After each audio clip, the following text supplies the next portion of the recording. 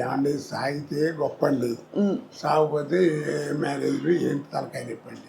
అదే అదే అది సర్దుబాటులో సంసారం ఉంటుంది. అవును. ఇద్దరు పిల్లలు పుట్టిన తర్వాత ఇంకా 4 ఏళ్ళు 5 ఏళ్ళు సంసారం చేసి డైవర్స్ ఏమిటండి? ఆ మాట అంటే ఏంటంటే మా ఇద్దరికి కెమిస్ట్రీ కుదరట్లేదు, ఏదో వేవ్ లెంగ్త్ కుదరట్లేదు. ఏది వేవ్ లెంగ్త్ కుదిరింది? 100 పెళ్ళి ఇన్నాళ్ళు అయితే 5 గదిలో జరిగే సంబంధం ఎవరు చెప్తాడు?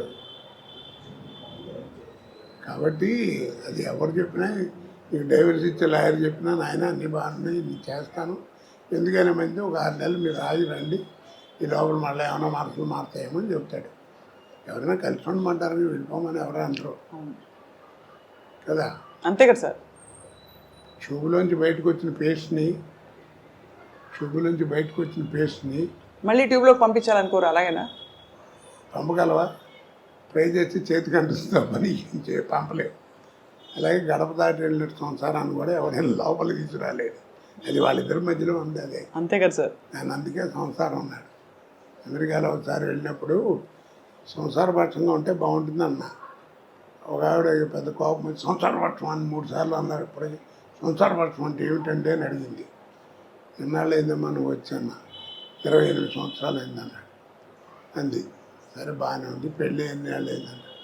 30 ఏళ్ళు అయింది. ఈ 30 ఏళ్ళలో మీ అమ్మ నాన్న ఎప్పుడన్నా గదిలో కూర్చుని తలుపేసుకుని లోపల కూర్చుంటావు నువ్వు చూసావా అన్న. నేను చూడలేదు. అదే సంసారం అంటే అన్న. ఏం చెబుతాను దానికి అర్థం? మరి ఆ జ్ఞానం ఉండాలి, అడగకూడదని. అలా తయారైంది. ఇప్పుడు యువతంతా ఎందుకు పాడవుతుంది? 2 నోట్ చేసుకున్నాం. మీ మాస్టర్ చెప్పినా, మా మాస్టర్ చెప్పినా, వాళ్ళ మాస్టర్ చెప్పినా, ఎవరు చెప్పినా రోడ్డుకి వెడం పక్కనే నడవమన్నారు. కుడిపక్క గురించి వాళ్ళ నోటమ్మడి రాలేదు. ఇప్పటికీ రోడ్డు మీద పోలీసు వాడు కూడా కీప్ లెఫ్ట్ అంటాడు. అది రైట్ అని మాట రాదు. కుడిపక్క నడవటం కనుక నేర్చుకుంటే, ఎడం పక్క నడవటం నేర్చుకుంటే కుడిపక్క నడిపితే ఏంటి అనేది నీకే తెలుసు. ఇది చేయడు సాధన.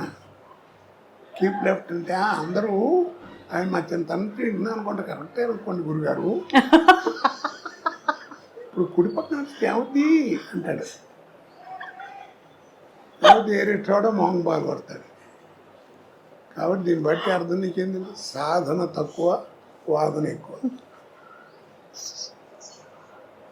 సాధన తక్కువ, వాదన ఎక్కువ. అర్థం? 2 మనకి విజ్ఞానం పెరగాలి.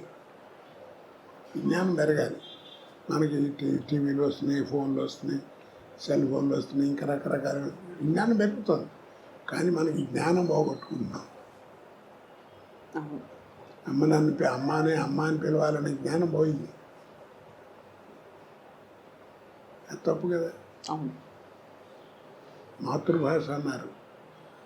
అరం వాడికి అరం, తెలుగు వాడికి తెలుగు, తమిళ వాడికి తెలుగు. వాళ్ళ మాతృభాష ఎవరు కావాలి? తల్లితో సమానం అన్నారు. తల్లి పదం ఎంత గొప్పది. మనకి తెలియకుండానే ఎవరిని నేర్పకుండానే మనకేదైనా అనుకోకుండా దెబ్బతలితే అమ్మ అంటాం. ఎందుకంటాం కదా? అమ్మ ఎంత గొప్పది.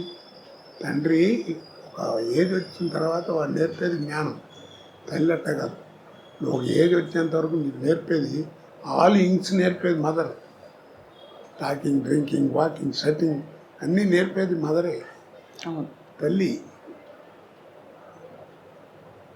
బిడ్డ ఎదుగుదలకి మాతృస్థన్యం ఎంత అవసరమో, బిడ్డ ఎదుగుదలకి మాతృస్థన్యం ఎంత అవసరమో, బిడ్డ మానసిక వికాసానికి మాతృభాష అంత అవసరం. ఇవన్నీ తెలుసుకోవాలి. ఎవరు చెప్తాడు? వాళ్ళ కుర్రాడు చెప్పేవాళ్ళు లేడు, వినేవాడు అంతకంటే లేడు. అసలు ఎన్ని విషయాలు సార్ మీరు అసలు అలవోకగా మీరు ఎన్ని సందర్భాలు ఇలాంటివి చెప్పారో తెలియదు, కానీ మీకు మీ భాష కానీ మీ ఆలోచన కానీ సార్ నిజంగా ధన్యులం అవుతున్నాం అందరం. అది కూడా మంచి కామెడీతో చెప్తున్నారు, అందరికీ అర్థమయ్యేలాగా. దీన్ని చదవాలంటే రామాయణ భారతాలు చదవక్కర్లా. నీ జీవితాన్ని వాడు ఏం మారట్లేదని చంపేస్తున్నాడు కుర్రాడు అంటే వదిలేవా, వాడి జీవితమే వాడి నేర్పుతున్నాడు అంటారు పెద్దవాడు కదా. అడే నేర్చుకుంటాడు ఏమనుకోతే. అవసరం మనిషిని అంత పని ఏం చేస్తుంది.